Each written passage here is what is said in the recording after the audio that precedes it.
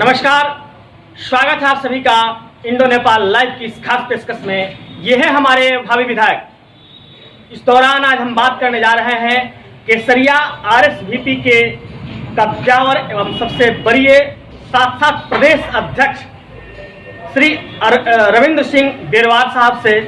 आज हम चलिए जानते हैं उनकी पार्टी की क्या है विचारधारा और किन विचारधारा को लेकर एक सुखद, स्वच्छ एवं निष्पक्ष राजनीति को जीवंतता प्रदान करने के लिए केसरिया विधानसभा को उन्होंने चुना है और बाबा केसरनाथ की धरती से उन्होंने एक बेहतर और एक स्वच्छ एवं बहुत एक सुखद राजनीति की शुरुआत की है, शंखनाद की है। आपको बता दें, इनकी राजनीतिक पृष्ठभूमि को थोड़ी दरकिनार करें। सबसे बड़ी बात यह है, सबसे खास बात इनके साथ यह है पारिवारिक पृष्ठभूमि को लेकर और यहाँ के लोगों के बीच की जो बातें हैं वो ये है कि कहा जाता है, बताया भी जाता है कि रविंद्र सिंह बेरवार एक ऐसे शख्सियत का नाम है, एक ऐसे चेहरा का नाम है, एक ऐसे व्यक्तित्व का नाम है जो युवाओं के रोजगार और इन तमाम सारे क्षेत्रों के लोगों के रोजगार क्रांति के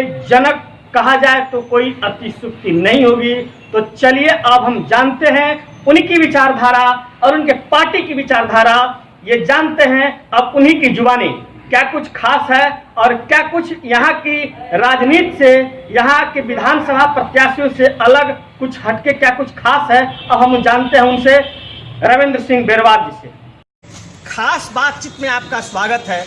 इस खास बातचीत में हम भी जानना चाहते हैं, केसरिया वासी भी जानना चाहते हैं, यहाँ के विधानसभा के लोग भी जानना चाहते हैं कि आप अपने बारे में जो जानकारी है बताएं कि आखिर आप किस पृष्ठभूमि से आते हैं, क्या आपका कार्य क्षेत्र है और किस तरह लोगों के लिए क्रियान्वयन और उसको धरातल पे लाने की कोशिश कर रहे हैं, इसके बारे में बताएं। जहाँ ये जानना चाहती है यहाँ की आवाम और यहाँ के लोग। जी, मैं बहुत छोटा था, करीब 19-20 साल का था, तब मैंने ग्लेक्सो में नौकरी ज्वाइन की प्रोडक्ट एग्जीक्यूटिव के रूप में दिल्ली में। उसी समय मेरा सिलेक्शन आर्मी में भी हुआ था और आर्मी में कलर ब्लाइंडनेस के कारण मैं नहीं जा पाया, तो ग्लेक्सो ज्वाइन की। ग्लेक्सो ज्वाइन करने के 3-4 साल 5 साल बाद, ब्रीफ में बता रहा हूँ छोटे कम करके, 5 साल बाद पीताम्बर सिंह यहाँ के नेता हुआ करते थे जिनको सब लोग जानते हैं। वो दिल्ली बाई इलेक्शन जीत के गए थे एमपी बन के। उन्होंने मुझे, चूँकि हमारे गांव के आसपास के थे तो मुझे पता लगा, तो मैं उनसे मिलने गया। मिलने के बाद उनसे जब चर्चा होने लगी तो वो मुझे पता नहीं था कि क्यों मुझे समझा रहे हैं। वो सारा सीपीआई, सीपीएम, चाउमिनलाई, Mao Tsetung, what's the difference between CPI and CPM and all, why we are CPI, all these things वो मुझे पढ़ाते थे, संडे को बताते थे और अगले संडे को पूछते थे मेरे से। मुझे ठीक से समझ में नहीं आता था क्यों करते हैं ये काम, लेकिन करीब 6 महीने बाद उन्होंने मुझसे बोला मुझे कि रविंद्र नौकरी छोड़ दीजिए और आप मेरे साथ गाँव चलिए। तो मेरे लिए तो शौक था, लेकिन फिर मैंने उनकी बात मुझे माननी पड़ी। उन्होंने मुझे समझाया कि रविंद्र देखिए, यहाँ पे आप जो भी कर रहे हैं वो आप अपने लिए कर रहे हैं, लेकिन आप गांव जाएंगे तो आपका दायरा बढ़ेगा काम करने का और आप बहुत लोगों के लिए काम कर सकते हैं। इस बात से मैं उस समय भी छोटा होते हुए भी कन्विंस हो गया था और मैं यहाँ पे उनके साथ आ गया था केसरिया।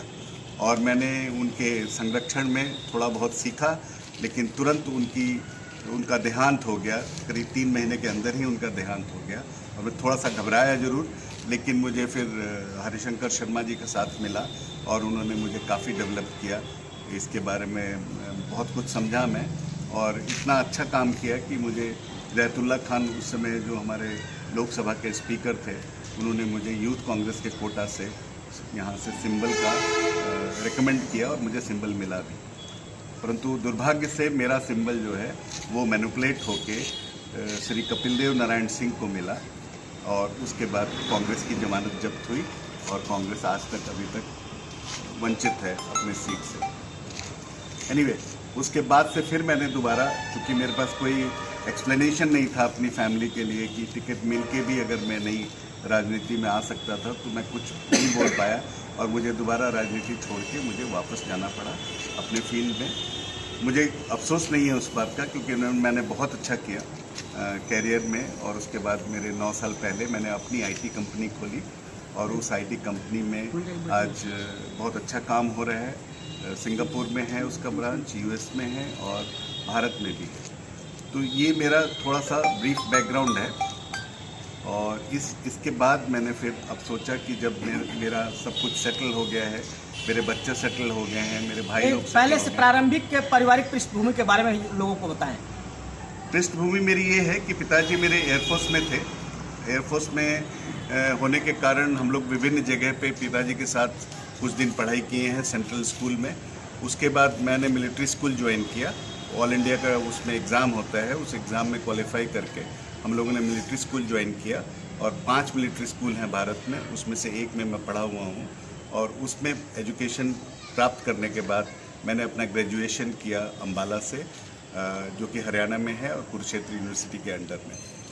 ये मेरा एजुकेशन बैकग्राउंड है बेसिकली। अभी वर्तमान में जो आपके कार्यक्षेत्र हैं, वर्तमान में मेरा कार्यक्षेत्र मूलतः आईटी कंपनी का है, जिसको कि मैं विस्तार कर चुका हूँ अच्छे लेवल पे। और मेरे पुत्र हैं जो कि आर्टिफिशियल इंटेलिजेंस में डॉक्टरेट किया हुआ है उन्होंने, वो अब कार्यभार लगभग संभाल लेते हैं। और उसी कारण मैं अपने आप को जनता के सामने एंगेज होना चाहता हूँ और अपना रेस्ट ऑफ द टाइम लगभग 15 साल मैं जनता को देना चाहता हूँ।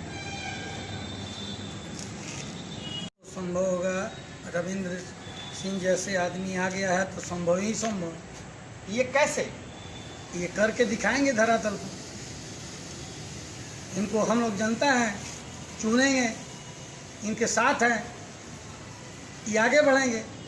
यहाँ तो सब बाहरी आता है और यहाँ से चला जाता है। क्या किया है आज तक? सब जनता में कोई संदेश नहीं देता है। 5 साल के बाद आता है और 1 दिन के लिए आता है। सारा जनता तो यही कह रहा है कि बाहरी को हटाओ और अपने को लाओ।